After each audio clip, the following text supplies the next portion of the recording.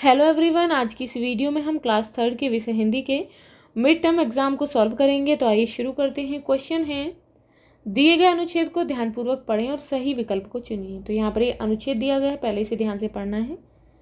महक तीसरी कक्षा में पढ़ती है। महक की सहेली सुनीता कई दिनों से स्कूल नहीं आ रही थी। जब वह सुनीता के घर गई तो पाया कि उसकी छोटी बहन, भाई, माता व पिता भी बीमार थे। महक ने देखा कि सुनीता के घर के बाहर कूड़े का ढेर था जिस पर मक्खियां भिन भिना रही थीं। वही मक्खियां उड़कर घर में जाती और वहां रखा खाना गंदा कर देती। उस खाने को खाकर सब बीमार पड़ रहे थे। महक की अध्यापिका ने कक्षा में मक्खियों से फैलने वाली बीमारियों और उन्हें दूर भगाने के उपायों के बारे में भी बताया था। तो यहाँ पर क्वेश्चन है, महक और सुनीता कौन सी कक्षा में पढ़ती थी? तो यहाँ पर ऑप्शन है पहली, पांचवी, तीसरी। तो आंसर होगा ऑप्शन नंबर थर्ड, तीसरी। नेक्स्ट है, सुनीता के घर में कौन कौन बीमार था? तो यहाँ पर ऑप्शन है सुनीता की माँ, सुनीता, पूरा परिवार। तो आंसर होगा ऑप्शन नंबर थर्ड, पूरा परिवार। नेक्स्ट है, सुनीता के घर के बाहर किसका ढेर लगा हुआ था?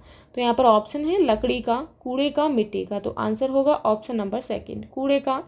नेक्स्ट है, सुनीता के परिवार में कितने सदस्य हैं? तो ऑप्शन है यहाँ पर 2, 5, 7। तो आंसर क्या होगा? उसके परिवार में है 5 सदस्य। नेक्स्ट है, दी गई कविता के अंश को ध्यानपूर्वक पढ़िए और सही विकल्प को चुनिए। यहाँ पर ये कविता का अंश है, पहले हम इसे पढ़ेंगे। नहीं सूर्य से कहता कोई, धूप यहाँ पर मत फैलाओ। कोई नहीं चांद से कहता, उठा चांदनी को ले जाओ। कोई नहीं हवा से कहता, खबरदार जो अंदर आई। बादल से कहता कब कोई, क्यों जलधार यहाँ बरसाई। अब यहाँ कविता में कोई शब्द कितनी बार आया है? तो ऑप्शन है यहाँ पर 4 बार, 5 बार या फिर 3 बार। तो कितनी बार आया है? 4 बार आया है। आप यहाँ देख सकते हैं, कोई 1 बार है यहाँ, फिर उसके बाद यहाँ पर दूसरी बार, उसके बाद यहाँ पर है तीसरी बार और यहाँ पर है चौथी बार। तो आंसर हुआ ऑप्शन नंबर फर्स्ट। नेक्स्ट है, कविता के अनुसार बादल क्या बरसाता है? तो यहाँ पर ऑप्शन है हवा, बर्फ, पानी।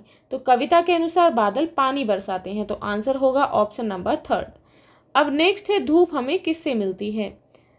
तो चांद से मिलती है, सूर्य से या फिर बादल से? तो आंसर होगा ऑप्शन नंबर सेकंड, सूर्य से।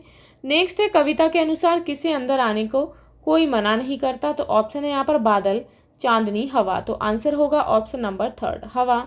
नेक्स्ट है, नीचे दिए गए चित्र को देखकर 4-5 वाक्य लिखिए। तो यहाँ पर आपको जो है इस चित्र को देखकर वाक्य लिखने हैं। तो आप इस तरीके से लिख सकते हैं, जैसे कि दशहरा हिंदुओं का प्रसिद्ध त्योहार है। दशहरे से पहले 9 दिन जगह जगह पर रामलीला होती है। 10वें दिन 10वीं तिथि को बड़े मैदान में मेला लगता है। इसमें रावण, कुंभकर्ण और मेघनाथ के बड़े बड़े पुतले खड़े किए जाते हैं, उनमें आतिशबाजी भरी होती है। अब यहाँ पर प्रश्न है, निम्नलिखित प्रार्थना पत्र को पूरा कीजिए।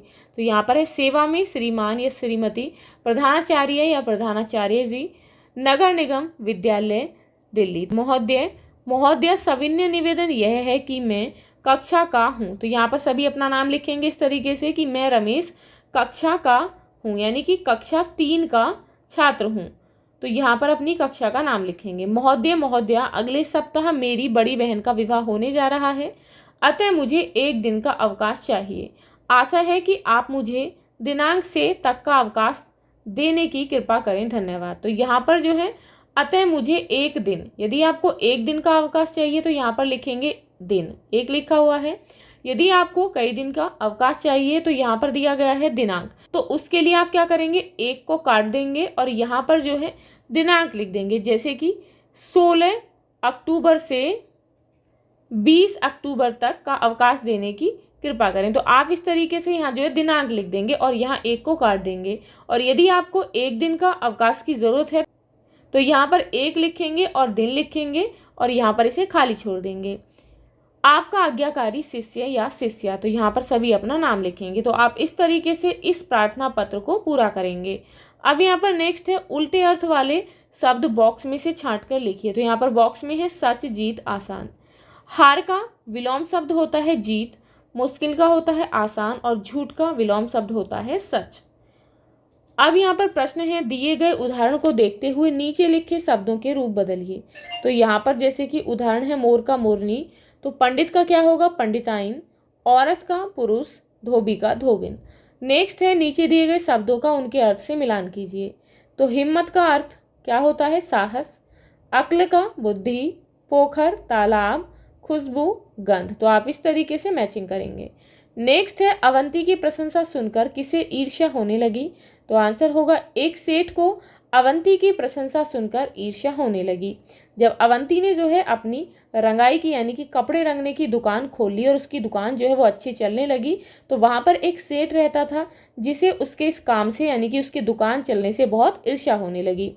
अब यहाँ पर प्रश्न है, दोनों बिल्लियाँ आपस में किस लिए झगड़ रही थी। तो दोनों बिल्लियाँ आपस में एक रोटी पर अपना हक जताने के लिए झगड़ रही थी कि ये रोटी मेरी है, दूसरी बिल्ली कहती कि ये रोटी मेरी है। नेक्स्ट है सुबह गाँव वालों ने धोबी के घर के बाहर क्या देखा। तो क्या देखा था। तो आंसर होगा सुबह गाँव वालों ने धोबी के घर के बाहर खूंटे से एक बाघ को बंधे देखा।